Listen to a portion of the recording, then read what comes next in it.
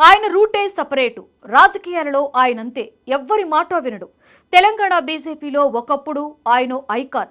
మహామహులు ఓడిపోయినా ఆయన మాత్రం గెలుపు జెండా ఎగురవేసి చరిత్ర సృష్టించాడు. కానీ ఆయన తీరు మాత్రం పార్టీకి ఎప్పుడూ తలనొప్పిగానే ఉండేది. ఆయన బీజేపీకి ఎప్పుడైతే రాజీనామా చేశాడో అప్పుడే ఆ నియోజకవర్గంపై కన్నేశారట కొందరు కాషాయ నేతలు. అక్కడ బీజేపీ బలంగా ఉండడంతో ఉప ఎన్నిక వస్తే అసెంబ్లీకి వెళ్లాలని తహతహలాడుతున్నారట. ఈ పాటికి అర్థమై ఉంటుంది మ్యాటర్ ఏంటో అంది. ఎందుకు అక్కడ బీజేపీ బాధ్యతలు ఎవరికి కట్టబెట్టబోతున్నారు?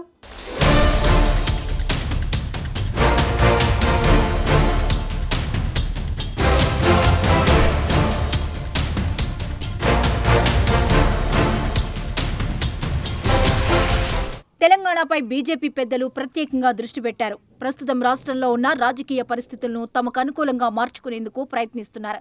ముఖ్యంగా గ్రేటర్ హైదరాబాద్ ప్రాంతంలో బలంగా నిలవడానికి కొత్త ప్లాన్లు వేస్తున్నారు. రాష్ట్ర పార్టీకి కొత్త అధ్యక్షుడిని పెట్టిన తరువాత గ్రేటర్ ఎన్నికల దృష్టితో నిర్ణయాలు తీసుకుంటున్నారు. రాజాసింగ్ రాజీనామాను ఆమోదించిన బీజేపీ ఇప్పుడు ఆయన్ను ఎమ్మెల్యేగా అనర్హుడిగా ప్రకటించాలనే ఉద్దేశంతో స్పీకర్కు లేఖ రాయాలని అనుకుంటోంది. రాజాసింగ్ స్థానంలో మరో పవర్ఫుల్ నేతను బరిలోకి దించేందుకు సిద్ధమవుతోంది.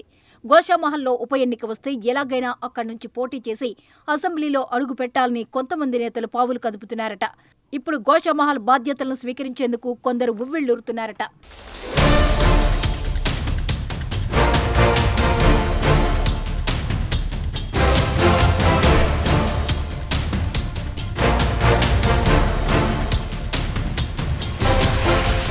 గత గ్రేటర్ హైదరాబాద్ ఎన్నికల్లో బీజేపీ మంచి ఫలితాలు సాధించింది. ఇప్పుడు రాబోయే ఎన్నికల కోసం ఆ పార్టీ మళ్లీ సన్నద్దమవుతోంది. కాంగ్రెస్, బీఆర్ఎస్, ఎంఐఎం లాంటి పార్టీ వ్యూహాలకు దీటుగా ముందే పక్కా ప్రణాళికలు తయారు చేయాలని నాయకత్వం ఆదేశించింది. త్వరలో జరిగే స్థానిక సంస్థల ఎన్నికల తర్వాత పూర్తిగా గ్రేటర్ హైదరాబాద్ పైన దృష్టి పెట్టాలని చెప్పింది. ఇందులో భాగంగా నగరంలో పార్టీకి కీలకంగా వ్యవహరించిన రాజాసింగ్ రాజీనామాను బీజేపీ ఆమోదించింది.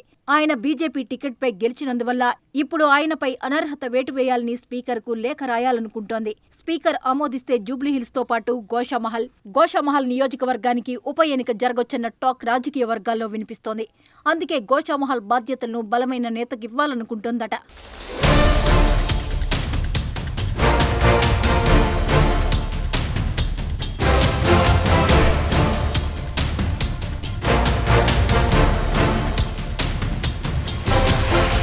హైదరాబాద్ నుంచి ఎంపీ అభ్యర్థిగా పోటీ చేసిన మాధవీలతకు ఇప్పుడు గోషామహల్ బాధ్యతలు అప్పగించాలని ప్లాన్ చేస్తోందట బీజేపీ అధిష్టానం. లోక్సభ ఎన్నికల్లో ఎంఐఎం అధినేత అసదుద్దీన్ ఓవైసీకి వ్యతిరేకంగా మాధవీలతను బీజేపీ బరిలోకి దించగా ఇప్పుడు ఆమెకు గోషామహల్ బాధ్యతలిస్తే బలమైన ప్రభావం చూపించే అవకాశం ఉందని భావిస్తున్నారట. అక్కడ బీజేపీ పట్టు సడలకుండా చూసేందుకు మాధవీలత వైపు పార్టీ మొగ్గు చూపుతోందని అంటున్నారు. ఇప్పటి వరకు రాజాసింగ్ గోషామహల్ నుంచి వరుసగా గెలుస్తూ వచ్చారు.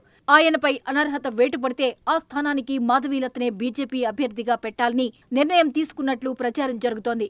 అందుకు తగ్గట్టే మాధవీలత ఇప్పుడు రాజాసింగ్ పై వరుసగా విమర్శలు చేస్తున్నారు.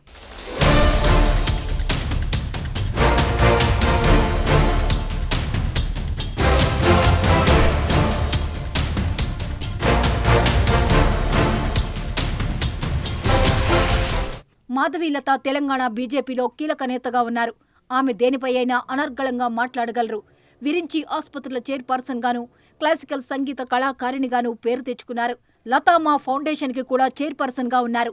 హిందూ సంప్రదాయాలు, భారతీయ సంస్కృతి గురించి స్పష్టంగా మాట్లాడగల సామర్థ్యం ఉంది. పాత బస్తీలో ఎవరికైనా సమస్యలు వచ్చినా మాధవీలత అందుబాటులో ఉండేవారు. ఒకవేళ రాజాసింగ్ శివసేనలో చేరితే ఆయన మళ్లీ పోటీ చేస్తే మాధవీలతతో తలపట్టం ఖాయంగా కనిపిస్తోందని అంటున్నారు. ఈ ఇద్దరికీ అసలు పడదు. దీంతో ఉప ఎన్నిక వస్తే రసవత్తరంగా జరగడం ఖాయమంటున్నారు పరిశీలకులు.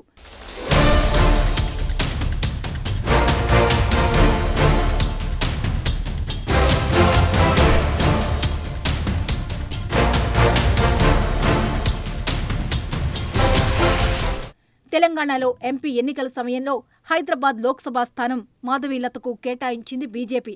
అప్పుడు రాజాసింగ్ ఈ నిర్ణయంపై తీవ్రంగా విమర్శలు చేశారు. పోటీకి మగాడు దొరకలేదా అంటూ పార్టీపైనే ఆగ్రహం వ్యక్తం చేశారు. తన అసెంబ్లీ గోషామహల్ అదే పార్లమెంటు పరిధిలో ఉంటుందని, కనీసం తన అభిప్రాయాన్ని కూడా అడగకుండా నిర్ణయం తీసుకోవడాన్ని ఆయన ప్రశ్నించారు. అప్పుడు మాధవీలత ఈ వివాదంపై నిశ్శబ్దంగా ఉండిపోయారు. కానీ ఇప్పుడు రాజాసింగ్ రాజీనామా చేసిన తర్వాత మాధవీలత ఆయనపై బలంగా విమర్శలు చేస్తున్నారు. ఒక మహిళపై అలా మాట్లాడడం కరెక్టా అంటూ ప్రశ్నించారు. ఇన్ని రోజులు ఎలాంటి కామెంట్ చేయకుండా ఉన్న మాధవీలత ఒక్కసారిగా రాజాసింగ్ పై విమర్శలకు దిగడాన్ని చూస్తే గోషామహల్లో ఆమెకు లైన్ క్లియర్ అయినట్టే అన్న వాదనకు బలం చేకూర్చుతోంది.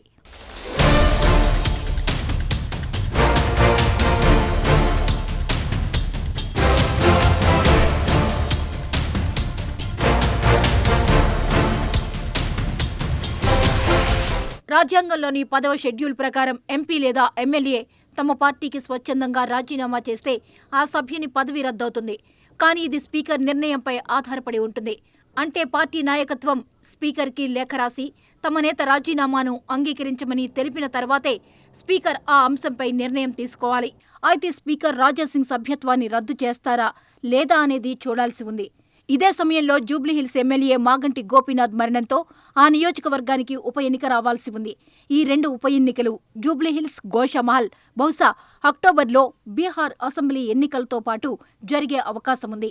ఇప్పటికే బీఆర్ఎస్ నుంచి కాంగ్రెస్కి వెళ్లిన 10 మంది ఎమ్మెల్యేలపై స్పీకర్ ఎలాంటి నిర్ణయం తీసుకోలేదు. మరి గోషామహల్ విషయమై ఎలా స్పందిస్తారన్నది ఆసక్తికరంగా మారింది.